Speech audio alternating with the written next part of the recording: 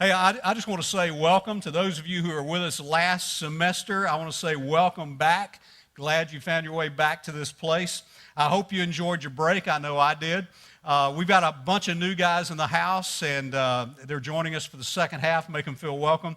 We're glad you're here. We've got a little initiation ritual for the new guys at the end, and that's when you decide what kind of tattoo you want. So just be thinking about that, okay, before we leave. Now, before we begin, I think it's important to talk about how we can best integrate all that we're learning in this room, okay? In this season of the Quest, how can you really integrate it into your lives? Last semester, I gave the guys an assignment to write down 10 key moves that you want to accomplish when the Quest is over. You can find a working draft at the end of session 1. Here's what it looks like. And this is useful for everyone, okay, even the guys who are joining us for the second half. Here's how it works. As we go through each session, there are going to be some things that are going to pop out, okay? They're going to occur to you that if you do these things, if you make this key move, it's going to change your life at home or at work if you take action. And so you write them down, okay? For instance, last semester, some of the guys might have written down something like this from one of our sessions. Key move, to begin offering my son some specific manhood instruction, and then to have a special manhood ceremony when he turns 18. Or maybe they wrote down this, to plan a memory-making romantic getaway for me and my wife that's going to honor her in some unforgettable ways. Those are two key moves that will impact your home. And the same will apply with work, okay? You can fill this thing up. You'll have more than 10 if you pay attention. And if you identify some key moves that you need to make, and if you write them down, have you noticed if you write it down, you're more likely to do it and follow through? At the end of the semester, I'm going to ask you to turn in a finished copy, okay? Type it out and turn it in at the end of our last session, and that's required to graduate. And I'll give you all of those who do that. Those are called the finishers, and I'll give you something to commemorate your effort. Now, today, we're going to focus on the third and final piece of winning at work and home. The first piece was learning how to improve our relational skills with our wife or maybe your girlfriend, either one you have right now or maybe one you hope to have in the future. The second piece was about key issues in our home, especially as it related to our sons and our daughters. We talked about how to engage them successfully with something we call strategic fathering. We learned that we could make some specific kinds of investments in them that would really last for a lifetime. And now in this third piece, we're going to turn our attention to an area that consumes most of our time, and that is the world of work. When we began our journey last semester, we made the assumption that every man has two major mirrors in his life. And this is where you can go, two mirrors you can go to kind of take a personal evaluation every day. Two mirrors where you can measure in real time your happiness and determine your self-worth. And we call these two mirrors the mirror of work and the mirror of home. That's why these mirrors are on the stage behind me. For every man to really feel good about his life, he has to win in both mirrors. All right? Say this with me, all right? Repeat after me. Winning in one won't do. Winning in one won't do. All right, just to win in the mirror of work, if you're winning there but you're not winning at home, because you're losing at home, that's going to undermine your successes at work. Now, if you're winning at home but you're not winning at work, after a while, it's going to undermine what's happening at work. If you're winning in either one but not the other, it's going to negatively affect the other one. You have to win in both. We spent 10 weeks last semester looking in the mirror of home. And when we look in that mirror, the reflection will either energize us and build us up, or it's going to slap us in the face and beat us down. The mirror of home is a powerful masculine mirror of self-worth for a man. And you don't get a good reflection in the mirror of home just by showing up, okay? You don't get a good reflection just by doing what comes naturally. If there's anything I hope you remember from last semester, it's this. Doing things naturally, just following your natural instincts as a guy, can be lethal. Here's the secret of that first mirror. Look on your outline and write this down, okay?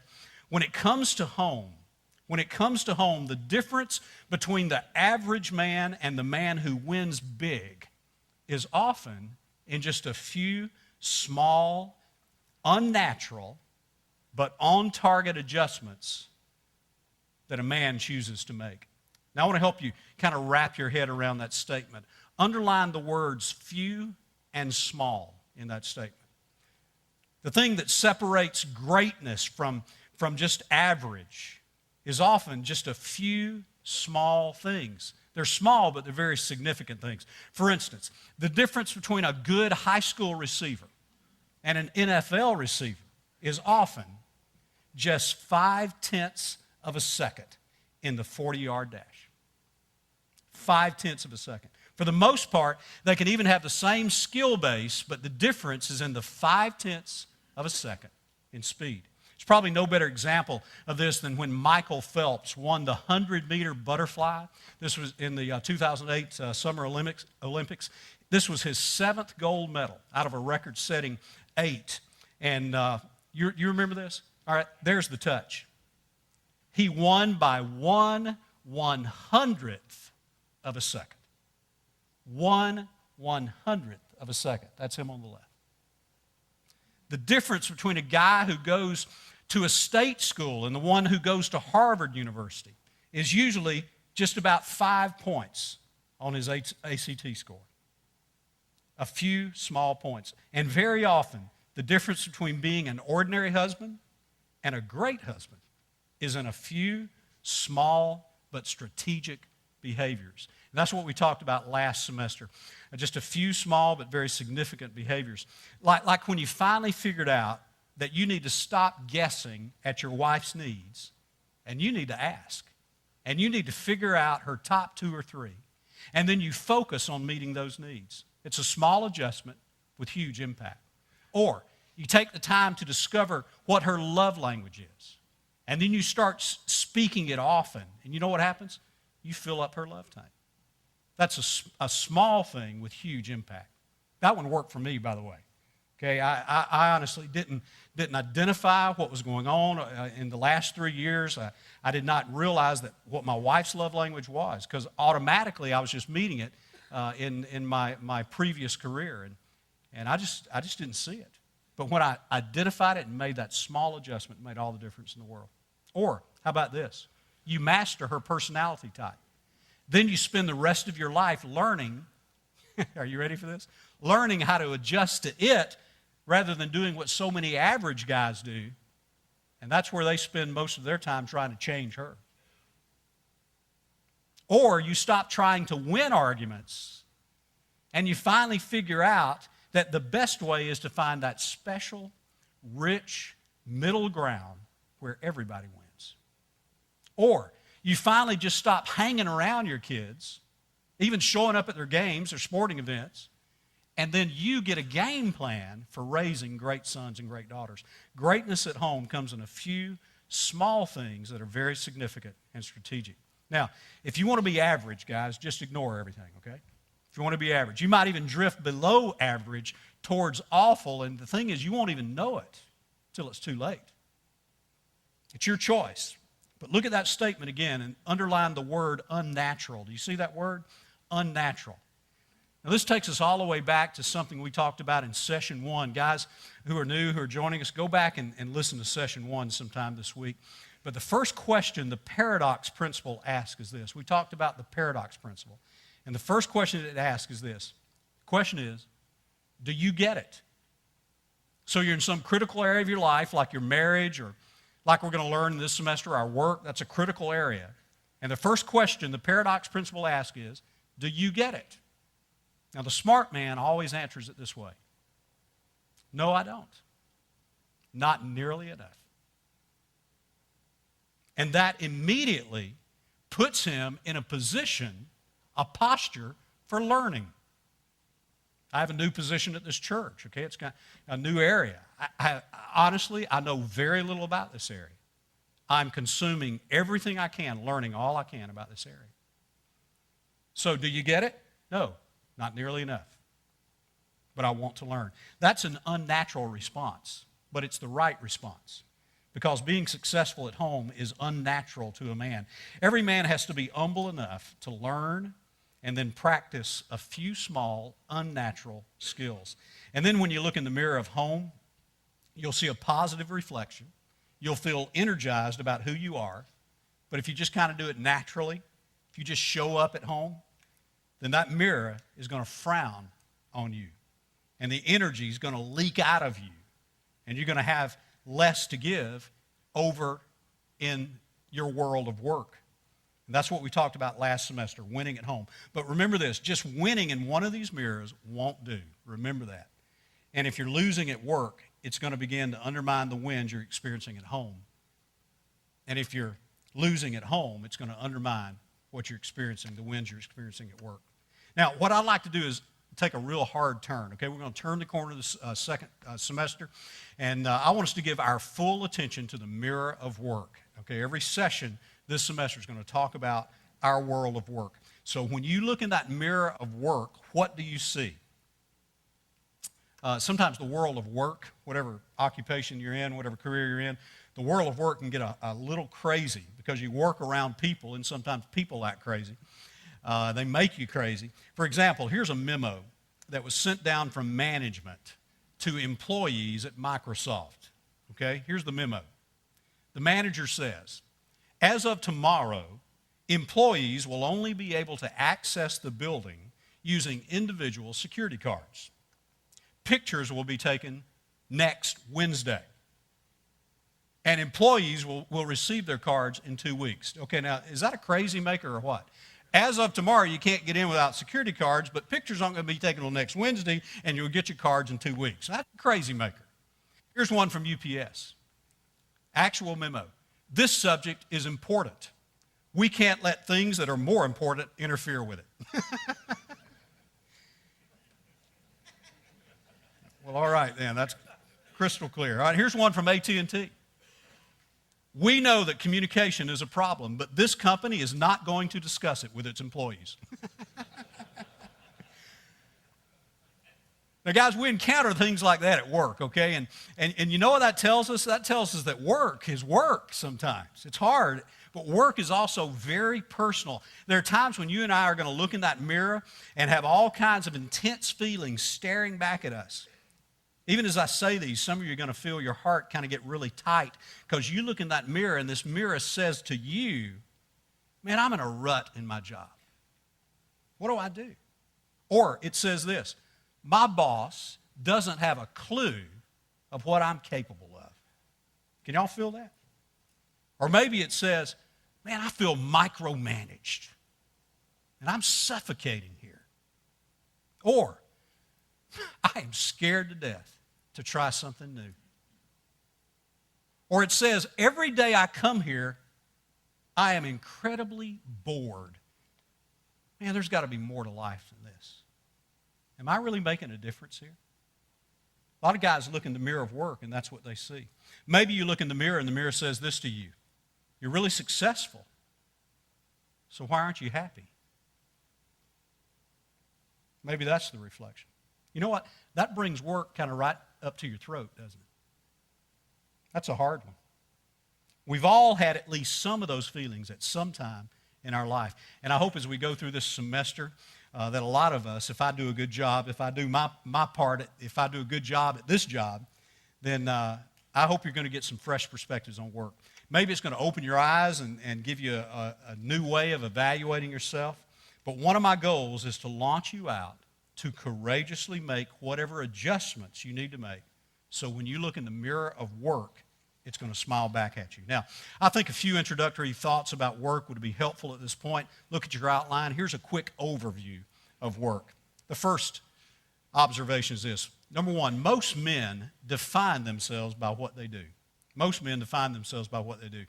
When men introduce themselves to other men, what's one of the first questions we typically ask? Yeah, what do you do? Okay. That's because men typically define themselves by what they do, because we're action figures. We're performance-driven. Accomplishing something is kind of in the masculine DNA. It's how we size each other up. It's how we pick our friends and who we want to hang out with. Most of us know this. When any man quits working, You know this. When he just quits working, he starts dying. That's how important work is. It's our identity. According to Psychology Today, one's career is probably the most important influence of one's perception of quality of life. In fact, Psychology Today found that one's career, at least in a man's case, meant more to him than even a good social life or good parenting or even his religion. Now, you might be one that doesn't apply to. You say, well, that's not true with me. But overall, the intense feelings about work transcend almost everything else for most men. A man's work and a man's sense of well-being, his sense of self-esteem, go hand in hand. Letter C on your outline. Men spend more time in the workplace than anywhere else. Here are the general percentages of how we spend our time as men. 60 to 65% of our time is at work. 30 to 35% of our time is with family and personal interests. And none to 10% of our time is in church activities. Now, if you just look at those percentages, if we define ourselves as men by what we do, most of who we are and how we experience life is determined by our work.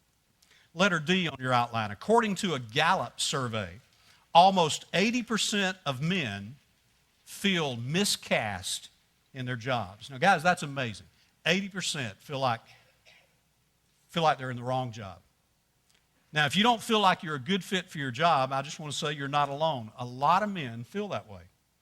A job fit is a huge issue for a man. And the truth is, most men either feel misplaced or sometimes just underutilized in their jobs.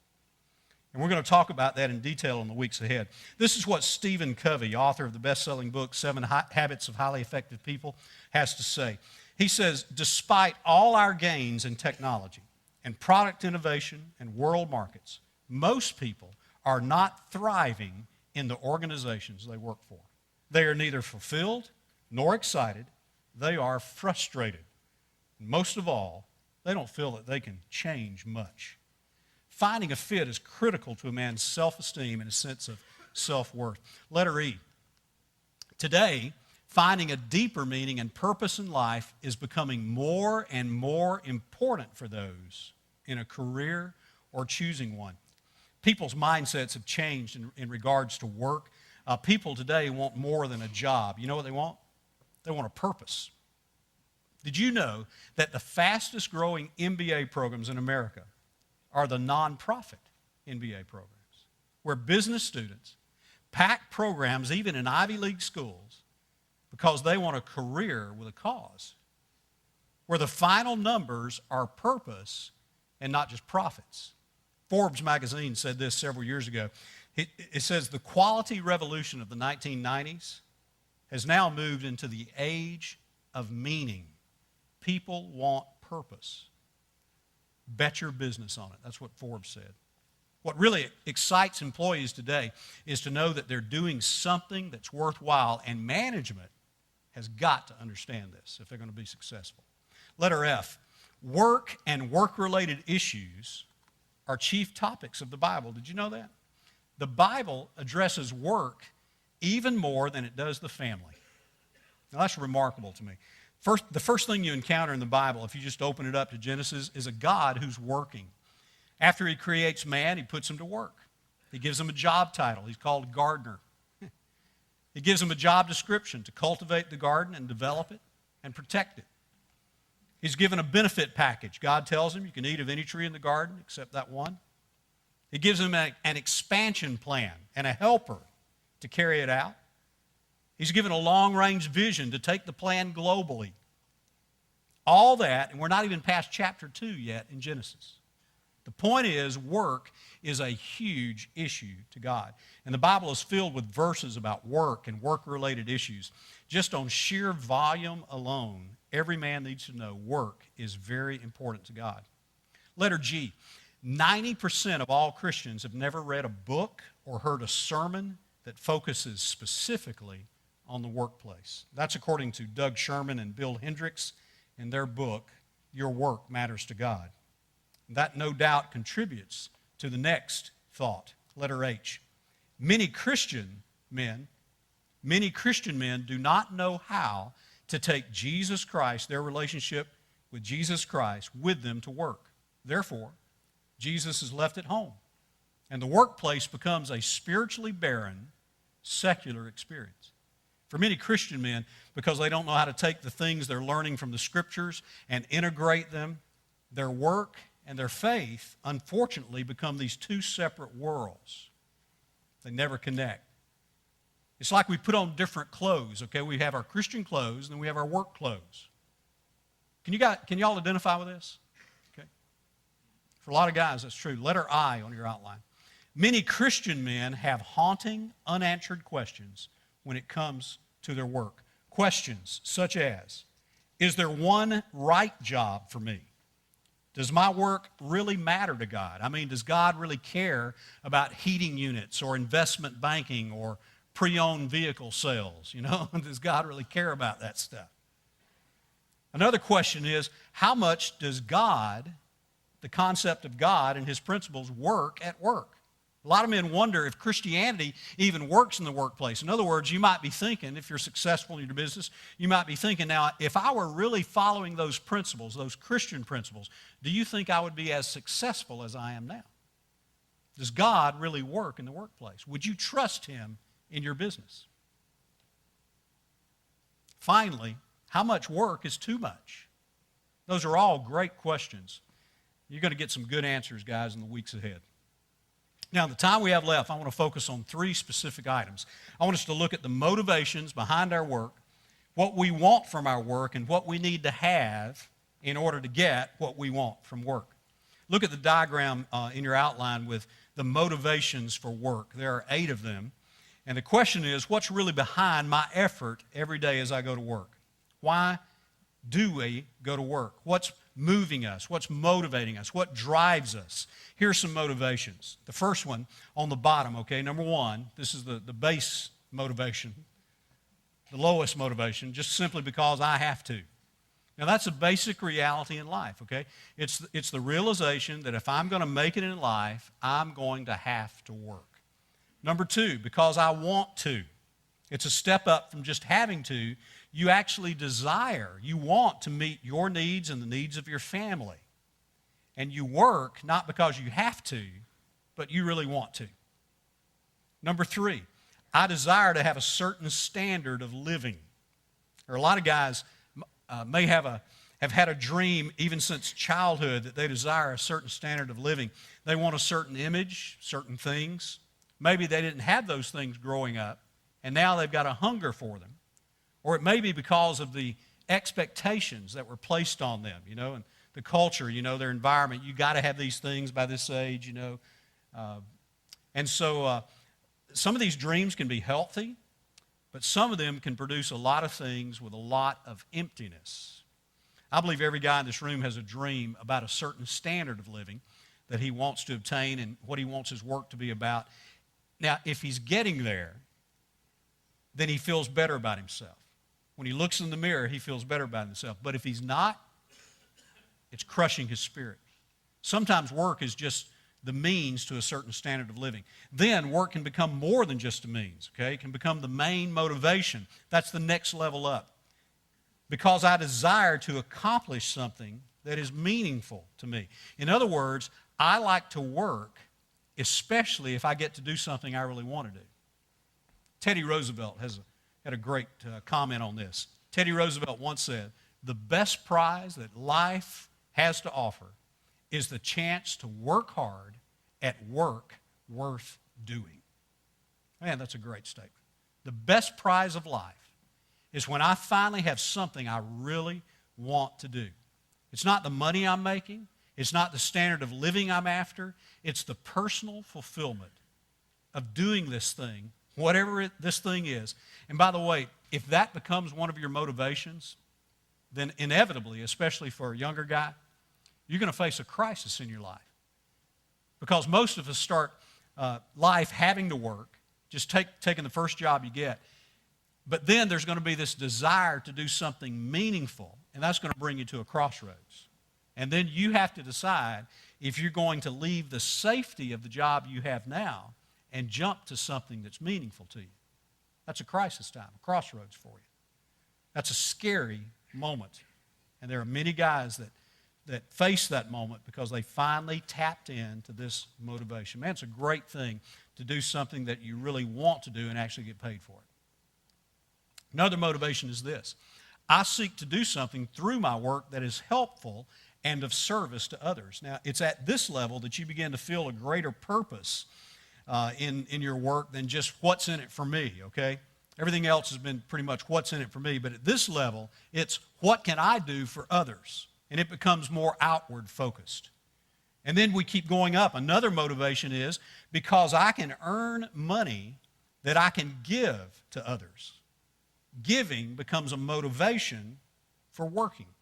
And then the next level up is this, to earn money that I can give to advance God's kingdom on earth. Now that's when your work and your spiritual beliefs begin to merge. You know, for some guys, listen, gentlemen, for some guys that is never an interest. Never an interest. But for a number of guys, they finally get to this place where their spiritual life and their world of work begin to merge. The last motivation, the highest motivation is because I can serve and glorify God in my work and spiritually impact people. And it's at this level that a man is motivated by spiritual opportunity, not just after work, but actually at work.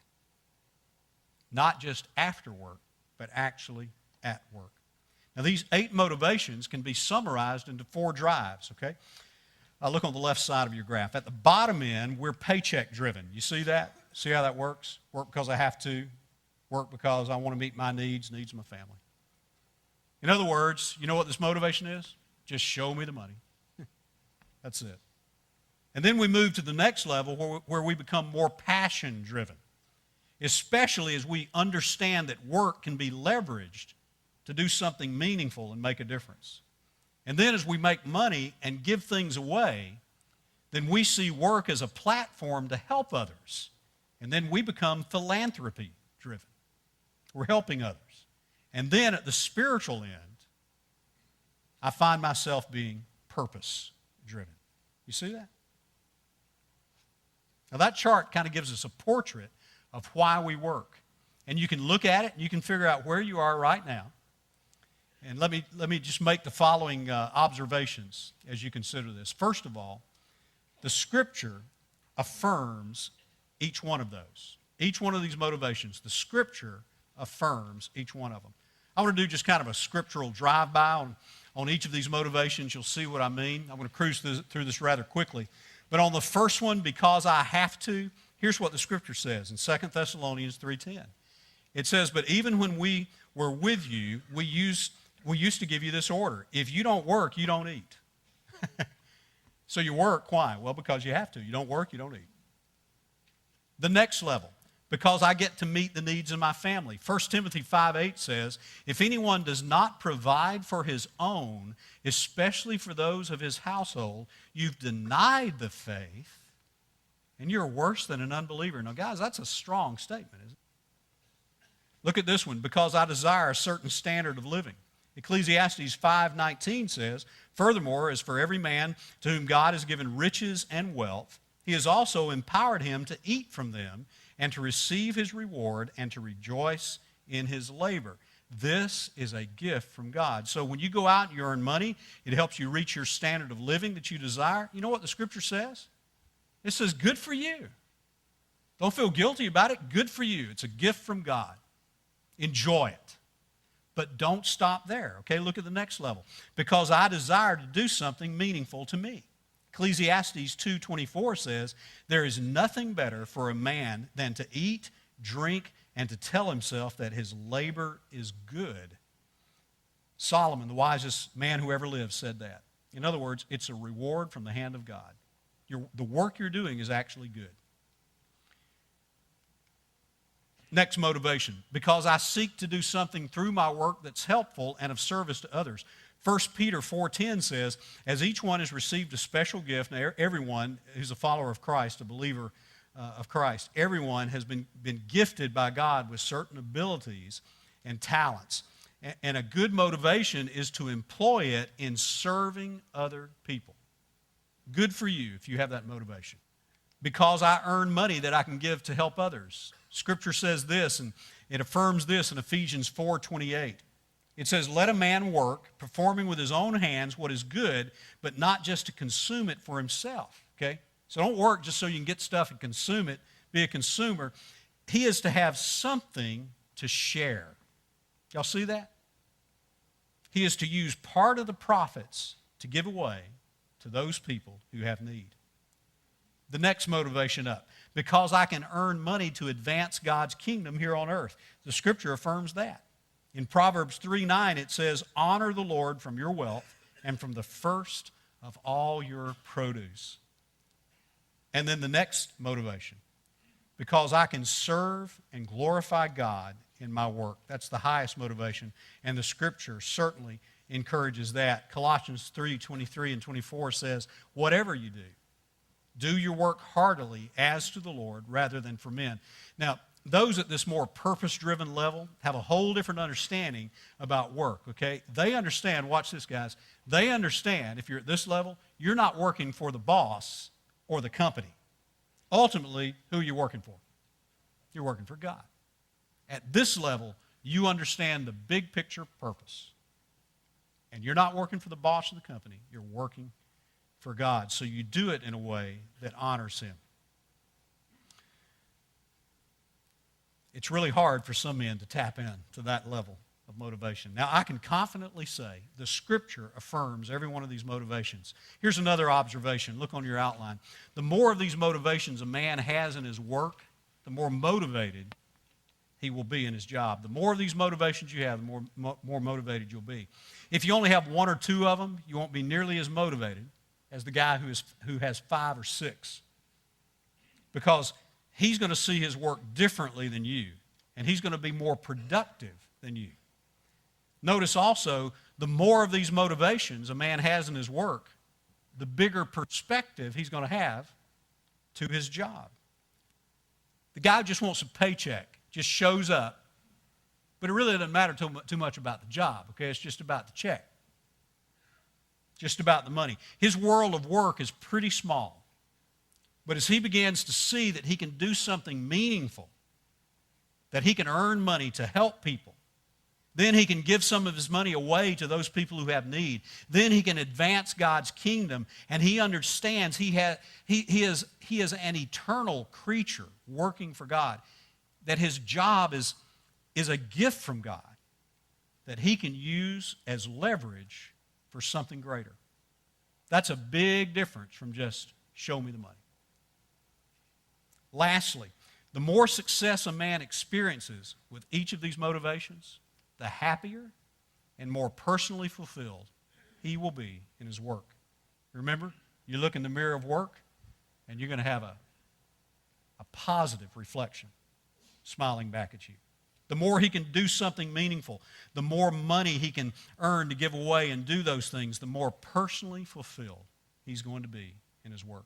So, where are you on the why work scale? Okay, some of you can immediately identify where you are and what your motivation is, and you can also see where you're stuck and see probably what needs to change. Smart men will make these small but strategic moves that will change their lives. I want to give you some things I think every man wants from his work.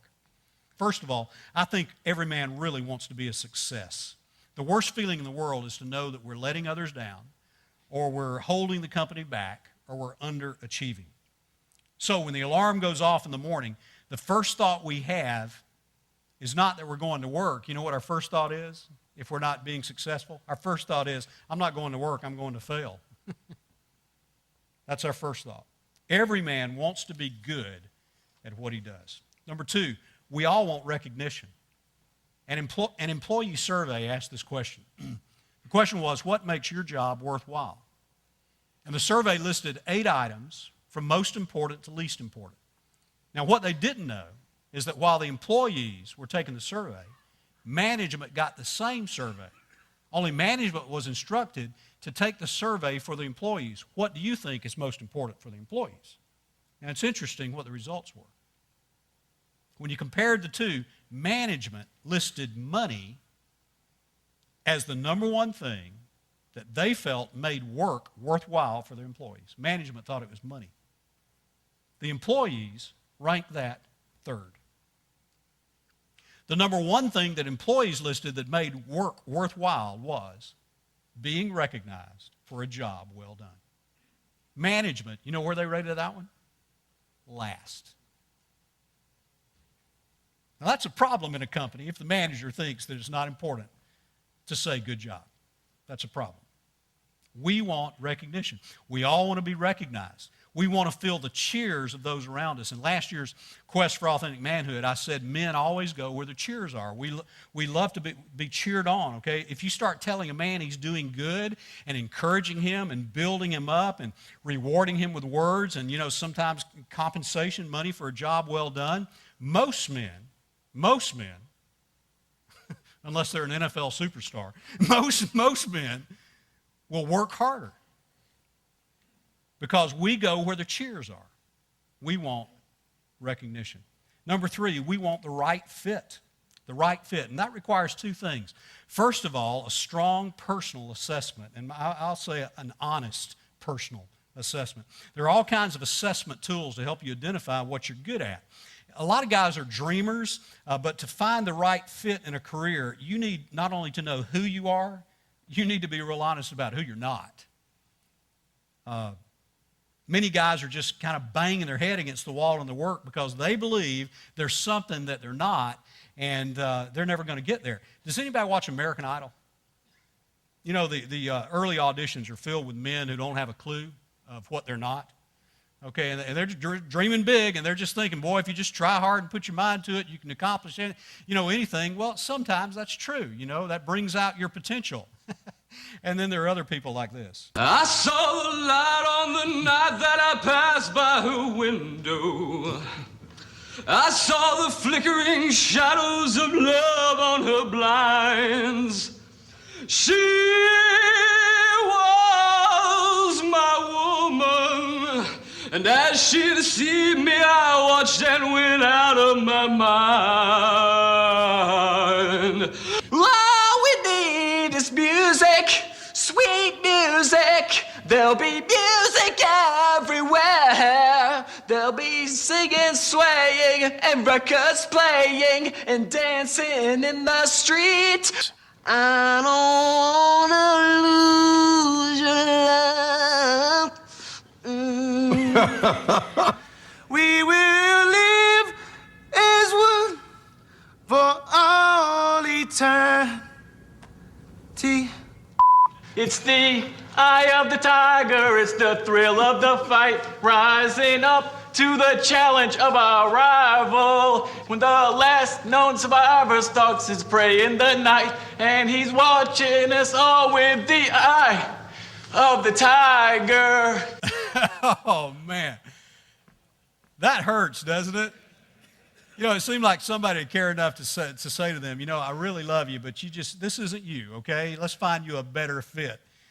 Men need to know who they are, and they need to come to terms with who they're not. And this is in no way is meant to discourage dreaming big, but we need an honest evaluation of who we are. Once you know that, then you need the courage to make whatever adjustments that are necessary to get the right fit. Number 4, we all want fair compensation. We want to be paid well and rightly. Number 5, we want community.